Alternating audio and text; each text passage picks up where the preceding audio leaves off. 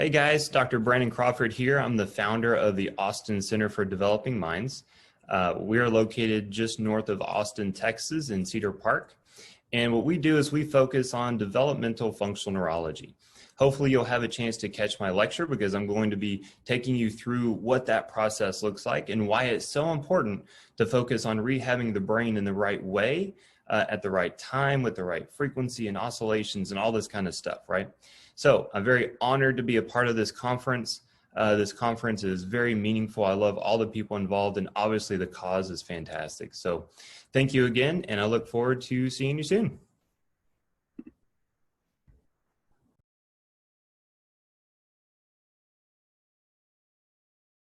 At Cook Children's, we know if we work together, we can keep each other healthy. Wearing a mask keeps droplets from your nose and mouth trapped so you don't spread viruses to others. Wear a mask when you're going to be around people outside of your immediate family. Avoid large gatherings and wash your hands a lot. These simple steps can limit the spread of viruses. Let's all do our part to keep our community healthy.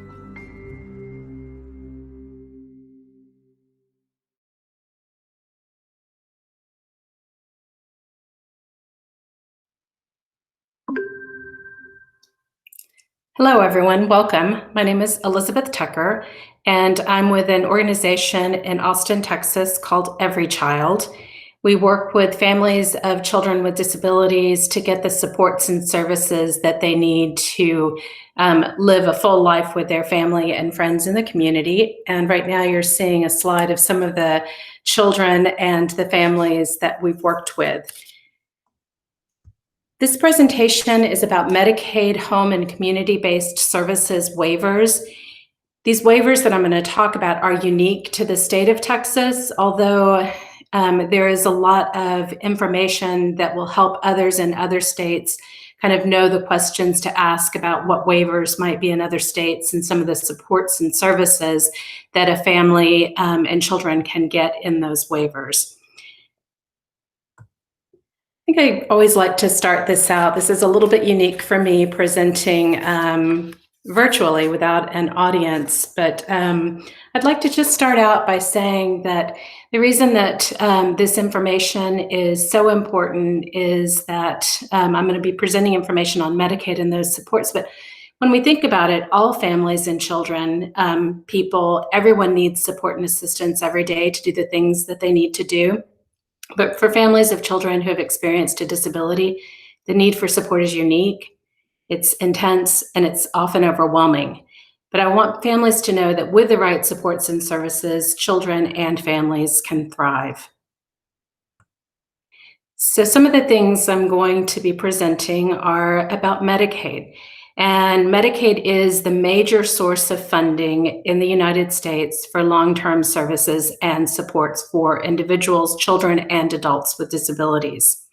For children under the age of 18 years old, eligibility for Medicaid is based in part on parental income. Children under 18 in the state of Texas can become eligible for Medicaid regardless of parental income if they're on what Texas calls and what other states call a Medicaid waiver program. Texas also has a program that allows some parents and some working adults to buy into the Medicaid program. So individuals and families pay a premium for the Medicaid health insurance program. So some of what I'm going to do at this point in time is to talk a little bit about what you can do as a family to assist your child and other families. You can learn about the Medicaid benefits, how to get those benefits. You can learn about the waivers and the importance of getting on the waiver waiting list, and also ways to get support when you're in a crisis. You can learn about how to plan for the transition of your child from children's services. Sometimes that's at the age of 18. Sometimes that's at the age of 21. So transition from children's services to adult services. You'll also learn about some of the recent changes and the future plan changes to Texas Medicaid. So I'm going to start out by talking about the Medicaid home and community-based waivers. Then I'm going to go into the Medicaid buy-in program in Texas for families, and for working adults, and then community first choice. So Texas has 7 home and community-based waiver programs. They're all a little bit unique, and they are all often referred to with acronyms like MDCP, which is the Medically Dependent Children Program, CLASS, HCS, Texas Home Living, Deafblind Multiple Disabilities Waiver, the YES Waiver, and STAR Plus. And I'm going to talk about each one of them. And I'm going to start out by telling you a story of a child who is using that waiver so you can really understand how that waiver works on a practical day-to-day basis for children and families. So home and community-based waiver services are a way for the state to ask permission from the federal government to support individuals to live in their homes and communities instead of in facilities. So instead of an individual living in a nursing facility or a nursing home or a large group home, Medicaid can be used to support that individual to live at home in their own homes and communities. The waivers are supposed to be flexible. Sometimes the waivers can offer a wider range of services and supports. They're supposed to be family and person centered. So the service and this package of services and the plans of care are focused around the individual. In most waivers, the eligibility is based on the individual's income and not the family income. So for children, the income of the parent is not considered, except for one waiver that I'll talk about later in the presentation called the Texas Home Living Waiver. The waiver is also a way for individuals to become eligible for Medicaid. So a child might apply for Medicaid, apply for Social Security insurance income. And at that point in time, they may be denied due to parental income. So they're not eligible for Medicaid. But once they get into the waiver, sometimes these individuals then become eligible for the full array of Medicaid benefits. In Texas and in other states, waivers are not entitlements. So that means that the state can implement what's called a waiting list. So I'm going to launch right into the 7 different Medicaid waiver programs. The first one is the Medically Dependent Children Program. This is a young teenager that we got to know fairly recently. She was out with friends one afternoon after school and experienced an accident on a skateboard. And she, as a result of the skateboarding incident, had a traumatic brain injury. She was immediately hospitalized, and when we met her, she was in a rehab facility, and the mother was trying to make arrangements to bring her home with supports and services. Her mother didn't know anything about the different services that were offered, that were available for her daughter, so she reached out, and the hospital reached out to us, and we started working directly with the mother and the hospital discharge planner to figure out what supports and services we could put into the homes so that she and her mother and her family would thrive. And so we were able to get access to a medically dependent children's program waiver through a very limited stay, a facility stay that also counted her hospital stay. So the medically dependent children's program is for children under the age of 21 years old. It's an alternative to a child living in a nursing facility. This young woman's mother clearly didn't want her daughter living in a nursing home. She wanted her home. She wanted her to be around all of family and friends. And so instead of having to go to a nursing facility, we were able to get the supports and services under a waiver program so that she could live at home. This waiver does not consider parental income. And this is really important because while the mother's income was not significant, it was too high for this young teenager to qualify for Medicaid.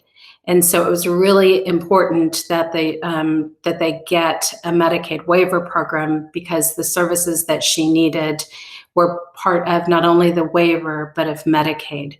So in this waiver, the services that are offered include respite services, That's a service that allows a family member to get away for a minute, to take a break, and to have someone else come in and to provide care for their child. In this waiver, the care could be provided by a nurse, or the care could be provided by a personal care attendant, someone who is paid an hourly rate to come into the home and to provide those supports that the child needs while the family is able to go grocery shopping or some of the other things that they need to do. The other benefit, there are several, one of the other benefits is home modifications. And so for the young teenager that I showed you earlier, Jessica, some of the home modifications she needed were modifications to the bathroom so that it was easier for her to move around and to take showers and to get the care and personal care that she needed. There's also in this waiver a benefit that is used for young adults that are between 18 and 21, employment assistance and supported employment services. And so this service is really designed to have a person who can assist the 18 to 21-year-olds get a job, provide some ongoing kind of job coaching, and so that they can become fully employed in the community. There are also a couple of other services in this one, adaptive aids, which includes like the young woman in the picture, Jessica, needs a van lift for her vehicle. And so this waiver would pay for a lift to be installed in a vehicle. It also pays for some flexible supports that she might need as she goes about her day-to-day life. And then finally, there's some transition assistance services for children who are leaving nursing facilities and moving back home from nursing facilities. And that includes things that a child might need, a bed or a dresser or things that are important for their room. So for Jessica, the importance of the medically dependent children's program was that she not just get those supports that are offered under that waiver, and you see this small circle over on the right-hand side of the screen. The medically dependent children's program does provide respite, and it also provided some of the minor home modifications, and eventually will pay for some of those adaptive aids that she needs. But the big thing that Jessica needed was the ongoing day-to-day benefits from Medicaid.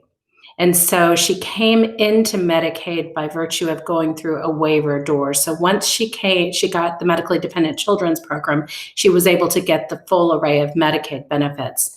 Medicaid is a health insurance program, but it is the single payer of long-term services and supports in most states. And so for Jessica, it pays for her doctor's visits, including specialists.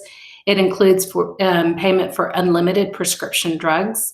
It includes payment for major durable medical equipment, like her wheelchair. She right now is using a ventilator, and so it pays for the ventilator and all the supplies that come with the ventilator.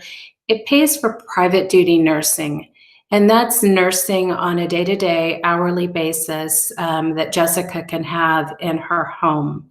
It also pays for personal care services. And so a personal care aide that can come in who's not got the same skill set as a nurse, but who can come in and provide care and support to her throughout the day. Medicaid also pays for supplies, incontinence supplies and G-tube supplies, other kind of supplies that children might need.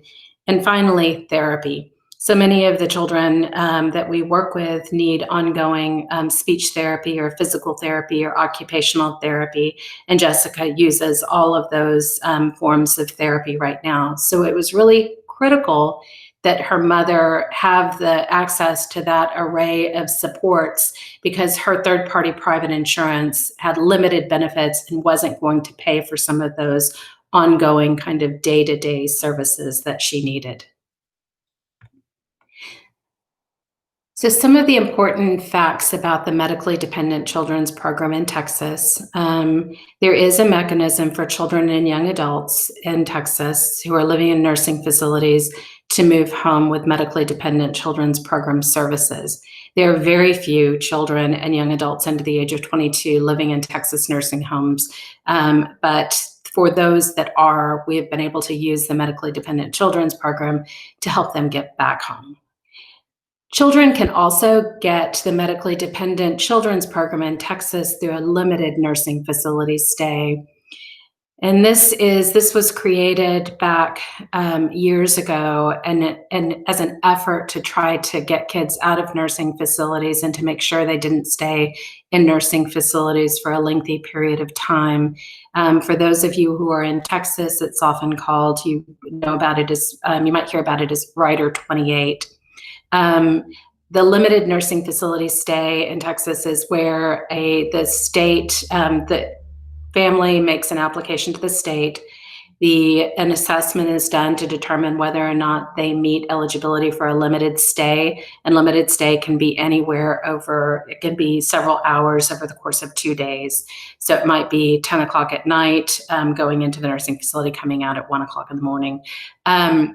It makes no sense that we have Texas has a mechanism that makes children go in to get out. And so I know that there is a lot of advocacy happening right now in the state from families and other groups that are asking Texas to change this to allow for a diversion and not to require that limited nursing facility stay. It was done in good faith, but it's something now that we really are pushing for some major changes. There's also a provision that the medically dependent children's program is a benefit for those under the age of 21. So what happens when a child turns 21? Typically the kids, once they turn 21, it's just another day has happened and they still need the supports and services. And so what the state has done is it's put in place a mechanism for those children who are turning 21 to automatically transition into the adult waiver on their 21st birthday, so that there's a seamless, no gap kind of transition. So the next waiver I want to let you know about is the class waiver. This is the Community Living Assistance and Support Services waiver.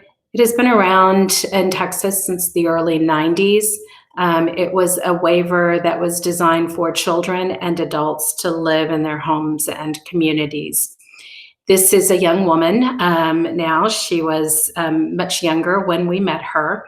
Her name is Karina. She is gorgeous. Karina had went into cardiac arrest one day, and she lost significant amount of oxygen to her brain. And so Karina, as a result, has some pretty significant support needs. But more importantly, Karina is a beautiful, wonderful daughter. She's a beautiful, wonderful sister. And so on the right side, you see Karina and her mother on a trip in California stomping grapes. And so she's still able to enjoy all of the little things that life has to offer. And she is going about with her mother and her sister and living a really wonderful life. So Karina is using the Community Living Assistance and Support Services waiver. It is an alternative to an individual living in what's called an intermediate care facility, which is a group home for children and adults. And typically in those group homes, there's anywhere from 6 individuals living in the group home to anywhere in Texas to very large facilities where you might have like a state-supported living center with 500 or so individuals.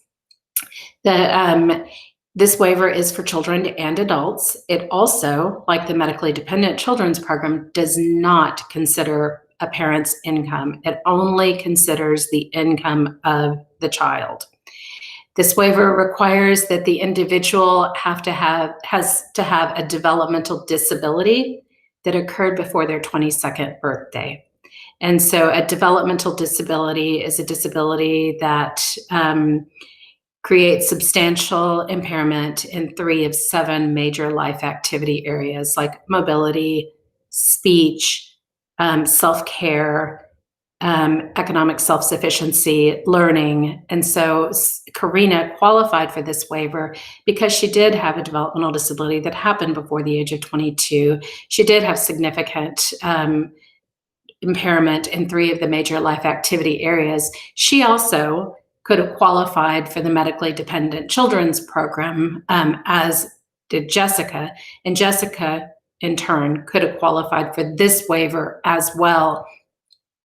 So this waiver has services. Unlike the medically dependent children's program that only has 6 or 7 services, this waiver has upwards of 15 or so services. This waiver, the main service in this waiver is something called habilitation. And habilitation is someone who can come into the home and can provide not only personal care to help an individual get, bathe and dress and eat and kind of get ready for the day, but also habilitation provides some of the ongoing skills kind of training. So Jessica goes out and about in her community, and she needs she needs assistance in learning how to do some of those things. Some people in this waiver use the habilitation services to work on going out and learning how to do grocery shopping or getting around on a bus system, and to go about kind of learning some of the little things that they need to do on a day-to-day basis. It's often used almost like an extension of therapy. This waiver also pays for therapy like occupational therapy, physical therapy, speech therapy. This is typically in the waiver, occupational therapy, physical therapy, speech therapy is often used in the waiver for adults because children in Texas get their therapy, OT-PT speech through Medicaid. This waiver also pays for home modifications, so it can pay for up to $10,000 in home modifications. And so those are things like building ramps, widening doorways, installing grab bars, doing roll-in showers, things that people might need. It also allows for vehicle modifications. If someone needs a lift on their van or needs a modification to their car.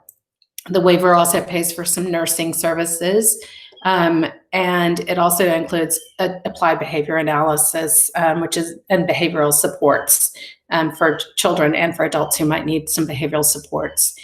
The waiver also pays for the employment assistance and supported employment, respite, which we saw in the medically dependent children's program, adaptive aids, which we also saw in that program, and some auditory enhancement training and some dental. The one thing that's unique to class is the specialized therapies. And I wish that more waivers in Texas had specialized therapies because children and families have reported the benefit of some of these specialized therapies. This includes hippotherapy, so horseback riding therapy, massage therapy, music therapy, art therapy, some of those things that are just really aquatic therapy that are so important for children and adults. And so this is this is unique to the class waiver, and one of the reasons why some people really gravitate toward the class waiver. So for Karina, she came into the waiver and she's using habilitation. She also gets some case management services from an entity that can help make sure that things run smoothly and do some of the paperwork and help her get connected with some other resources in the community. And also she's using some home modifications, and she's getting some therapy in this waiver, some of the specialized therapy. For Medicaid continues to pay for Karina's medical doctor visits, her medicine, some of the equipment, including she uses a manual wheelchair and some of the supplies that she needs. But the big thing that Karina is really utilizing is that habilitation. So when I said that Jessica also could have qualified for the class Medicaid waiver, the problem with the class Medicaid waiver is that there is an interest list. And so sometimes people wait for a long period of time to get the waiver. Karina was able to get the waiver because for a little period of time she lived in a nursing facility right after she had been discharged from the hospital. And so she got into the class waiver as a result. There is also a cost cap every year for the waiver. I'm going to grab a little bit of water. There is a cost cap for the waivers, so an individual can only get a certain amount of supports per year. But there is a way for individuals who have unique circumstances to go over that individual cost cap. There's also some of in Texas and probably in most of the states, many states are moving toward a system of managed care for their Medicaid. And so for children in Texas, for children under the age, children and young adults under 21, they get their Medicaid services through something called Star Kids. And for adults over the age of 21, they get it through Star Plus. And those are health insurance companies. So the next waiver I'm going to talk about is the Home and Community-Based Services Waiver. It's often called HCS. Texas often, or families might hear, this is the Cadillac waiver, and it's the best waiver to get. I really never really go with that because I always feel like every waiver is a little bit unique, and the waivers, there are pluses and minuses to each waiver, and there's really not one that's the best waiver.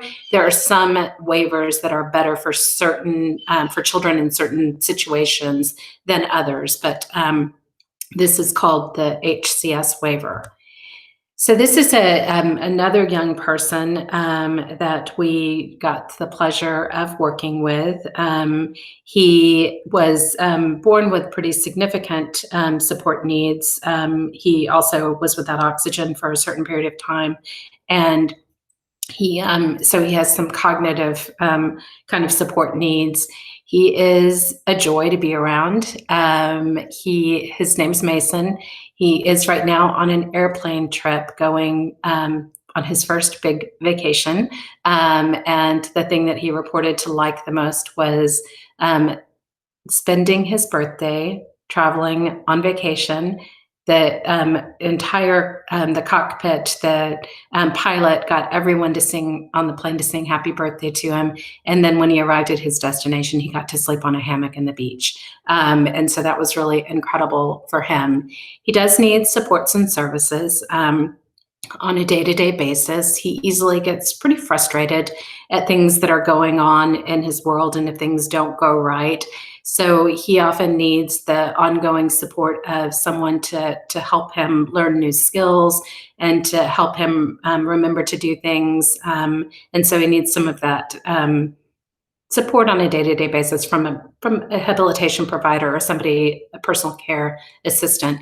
He also needs some supports in the way of figuring out other coping mechanisms when he gets really frustrated. And so he uses some positive behavior supports.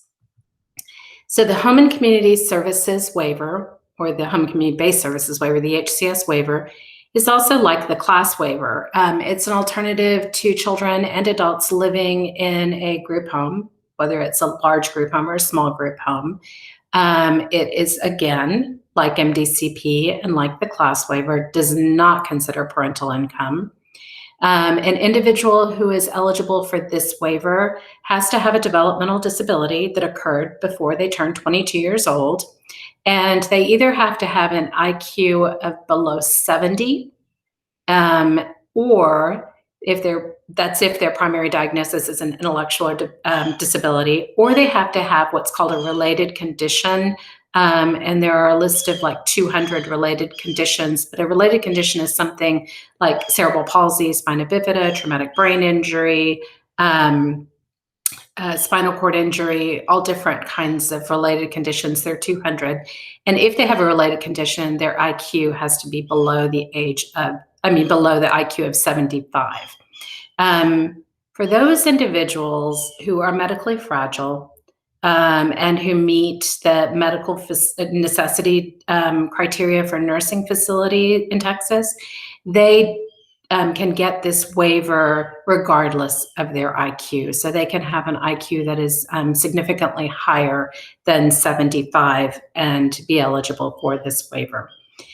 So the services under this waiver are pretty similar to the services under the class waiver, with a few important distinctions. This waiver does have a service that's called residential assistance. And so residential assistance is, it can be offered in different ways. One is through a group home with 4 different individuals living in the home and staff that come in on shifts. And it can also have a 3-person group home where there are 3 people living together. And again, staff work shifts and they come into the home. Another form of residential assistance is something called host home.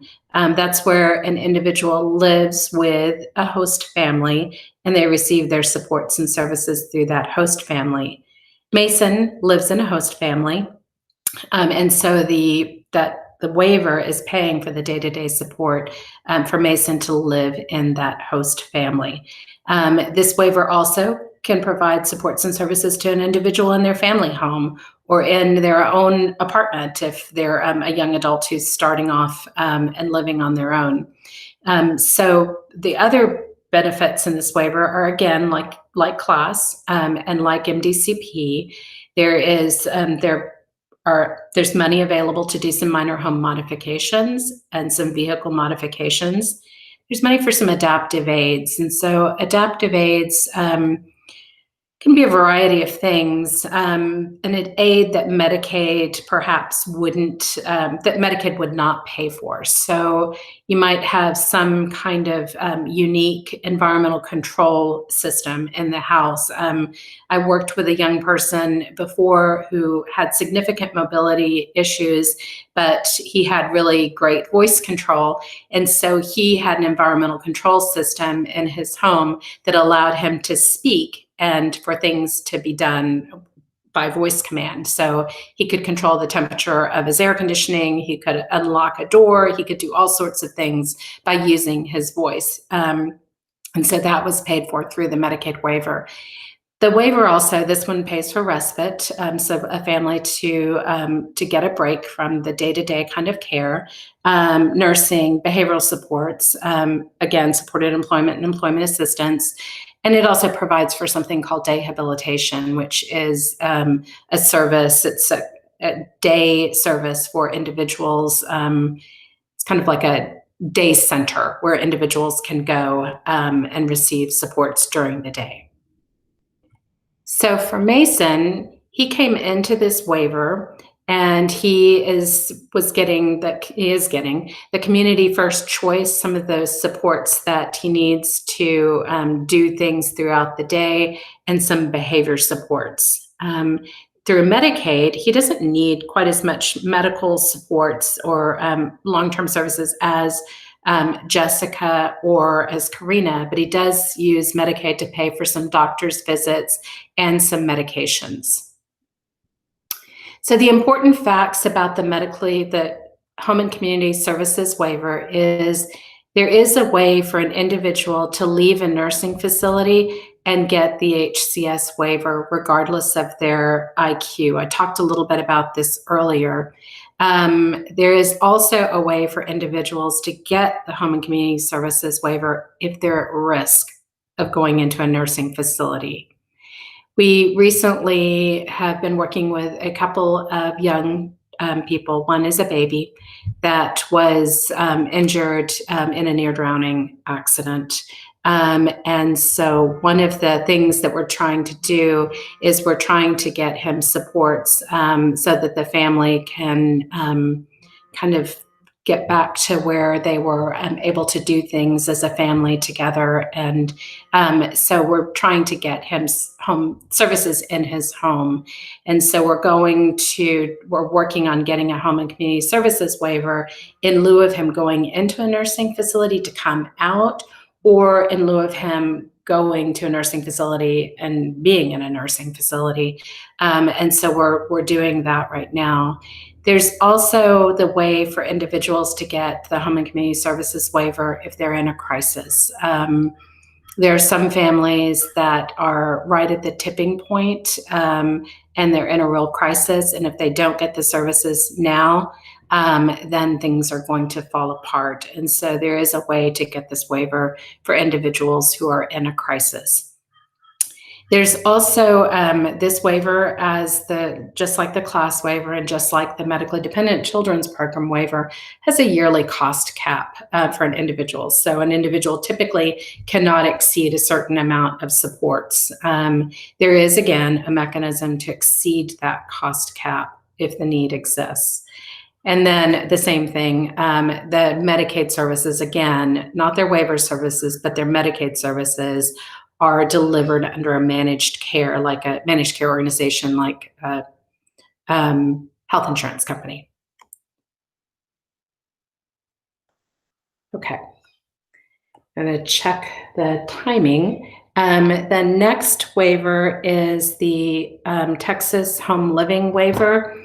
And Texas Home Living Waiver was created in Texas some years ago as a low-cost waiver that provides a basic kind of package of supports and services for individuals.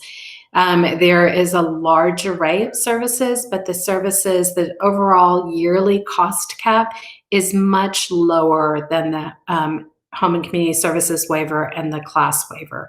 So often people will use this waiver while they're waiting for a more comprehensive waiver. It has the same eligibility criteria as the Home and Community Services, the HCS waiver, with one exception. It does consider parental income. And so an individual coming into this waiver has to have Medicaid or SSI, and as a result, Medicaid. So some of the families that we help, including Jessica, and including the little boy who was in the near drowning accident, they would not qualify for this waiver because their family income was a little bit higher than is allowed to get Medicaid. But they could have qualified for the other three waivers that I talked about earlier. This waiver provides some of the same things you're going to see over and over: supports to do things in your community, that ongoing kind of somebody to come into the home to help out, nursing, supported employment, home modifications, adaptive aids, therapy services, respite. You'll see the same kind of things over and over. Some of the important facts about the Texas Home Living Waiver is, again, there's a large number of services, but a lower dollar amount for an individual. And Texas right now is considering moving some of those services into managed care. Then there's the next waiver, and I'm going to skim over this one fairly quickly because it's a pretty small waiver. There are very few people who receive it because of the stringent eligibility criteria. But in Texas, there is a waiver called the Deaf-Blind Multiple Disabilities Waiver. And that is for children and adults who, again, like class or HCS, it's an alternative to them living in a group home. It does not consider parental income, but they have to meet a really stringent eligibility criteria. They have to have a developmental disability that happened before 22. They have to meet the legal definition of deafness, and they also have to meet the definition of being legally blind, as well as a third accompanying disability. The individuals in this waiver have significant support needs. Unfortunately, there is a waiting list for this waiver. There's been a lot of advocacy to try to get rid of the waiting list for this waiver, as reduce the waiting list for other waivers. But this is a very unique population of individuals who really need some services really quickly. There in this waiver, you're going to see the same kind of things with some exceptions. There's orientation and mobility, and there's something called intervener services that help people learn to navigate their community. And important facts about medically dependent children's program. Again, Texas has this was way to get out of a facility directly into the waiver, and this has a way to exceed a cost cap. The YES waiver is another waiver in Texas for children who have been diagnosed as having a mental health condition. And so this is often for children and adults who might qualify as having like a significant bipolar disorder, schizophrenia, a different mental health diagnosis. This is a beautiful little boy that we had the pleasure of assisting, who happens to have autism, but he also has some significant mental health conditions. And so we were able to work with his family to get the supports and services that he needed. He is a very active child, and he can get pretty aggressive at times with family and siblings and parents. And so we really tried to figure out how we were going to get supports into the home pretty quickly for a family that was exhausted. So the Youth Empowerment Services waiver is for children only, and it is for children until their 19th birthday. And the individuals, again, they have to have a mental health diagnosis, and they also have to have a slew of other things like the risk of self-harm or severe disruptive or aggressive behavior. This waiver is a beautiful waiver because it really does wrap around the family and figures out the supports that that family needs so that the child and subsequently the family are successful. And this child uses lots of respite. He also uses community living as supports, and he's got a great circle of support around him that help out on a regular basis, trying to figure out next steps and services and supports that he might need.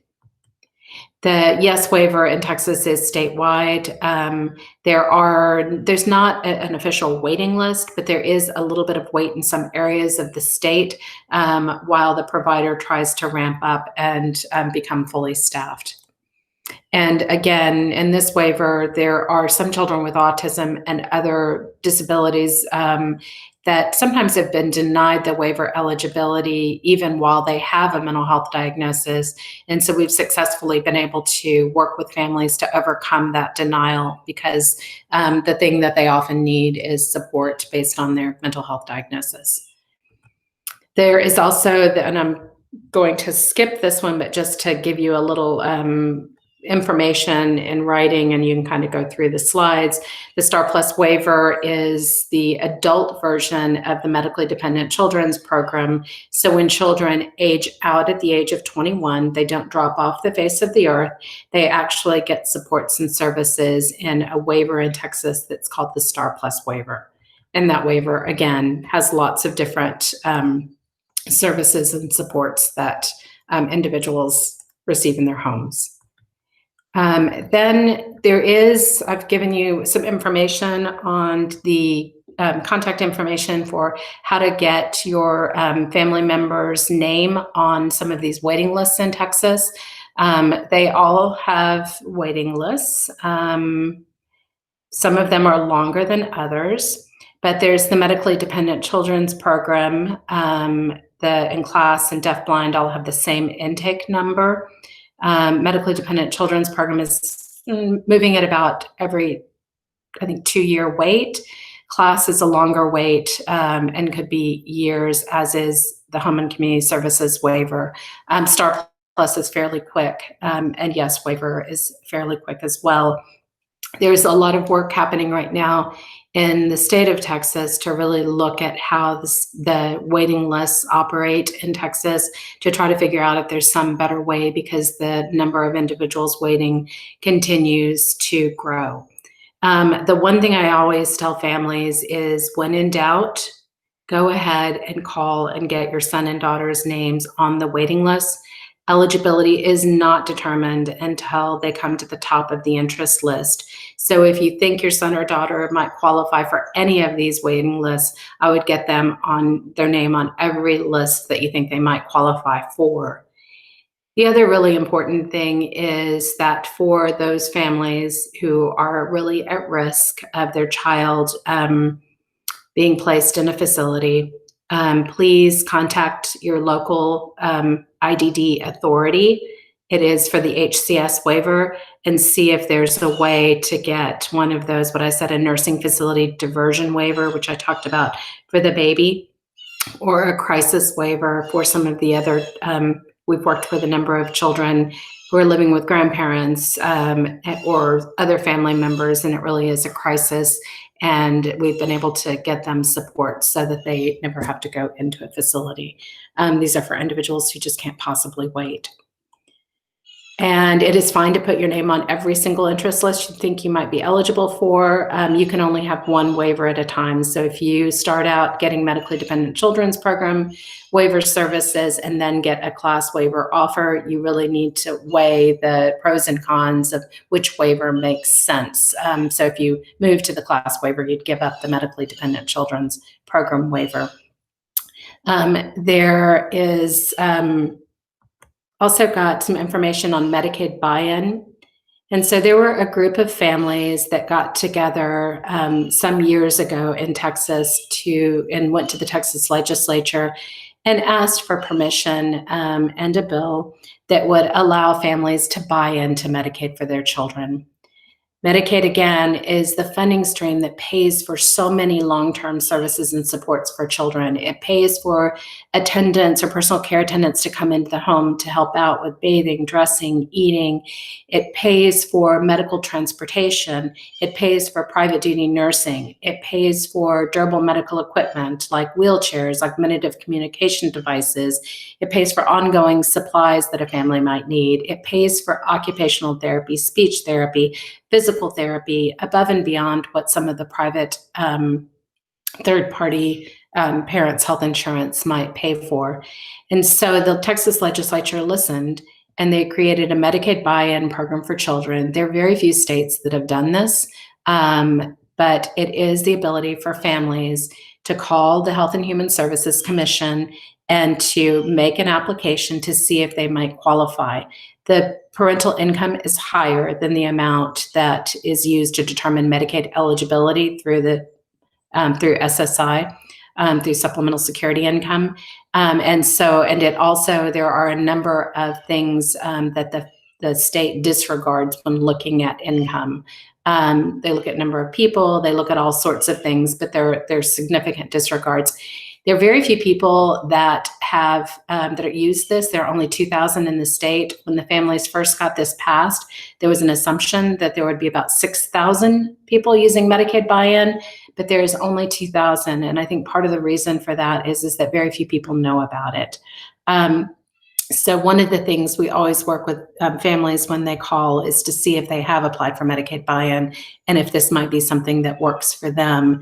The premium that the family pays on a month-to-month basis for this is very small. For some individuals, it's nothing. And for other individuals that have higher income, it's a monthly premium that is very, very low. So it's something that families definitely benefit from, but very few families know about it. There's also a Medicaid buy-in for working adults, and I've given you some information here on that. And then the last benefit that I want to talk about is a benefit that very few individuals also really fully utilize. It's the Community First Choice benefit under the Medicaid state plan. And so individuals who get this benefit do have to have Medicaid.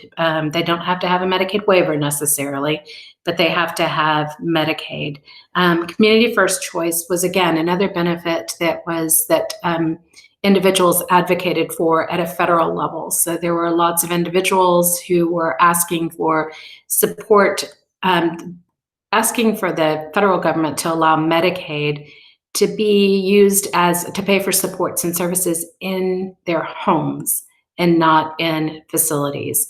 And so by the incredible advocacy from groups like ADAPT and by groups like the ARC and other groups, the federal government passed Community First Choice. So Community First Choice in Texas was added as a state plan benefit in 2015, so it's been 5 years. And it basically provides personal assistance services and that skills training for individuals who qualify, including individuals with developmental disabilities. So for individuals to get this, they have to qualify as having a disability, and they also have to qualify as being eligible for facility level of care. That doesn't mean they live in a facility. They just have to qualify for a facility level of care. And there are a couple of ways to for people in Texas to find out a little bit more about this benefit. If your child is already on Medicaid and you think they might benefit from Community First Choice, the important thing to do is to ask your Medicaid service coordinator about Community First Choice and ask to be assessed for that. You can also contact the local Intellectual and Developmental Disability Authority, and I've given the link for you to go in and type in your city or your county, and that will give you information on who to contact for the local Intellectual Developmental Disability Authority. There's also the same kind of mechanism for individuals, for adults over the age of 21. So I think that concludes this part of the presentation. I'm always happy to take phone calls and to get emails from families that are kind of struggling or trying to figure out what their options might be. So I've given you information at the bottom of the screen. If you need something and need more resources, please let me know, and I would be happy to assist. And I think that is it for this part of the presentation. I wish that I could answer questions and that this was a live event, but again, if you need anything, please don't hesitate to call me. Thank you.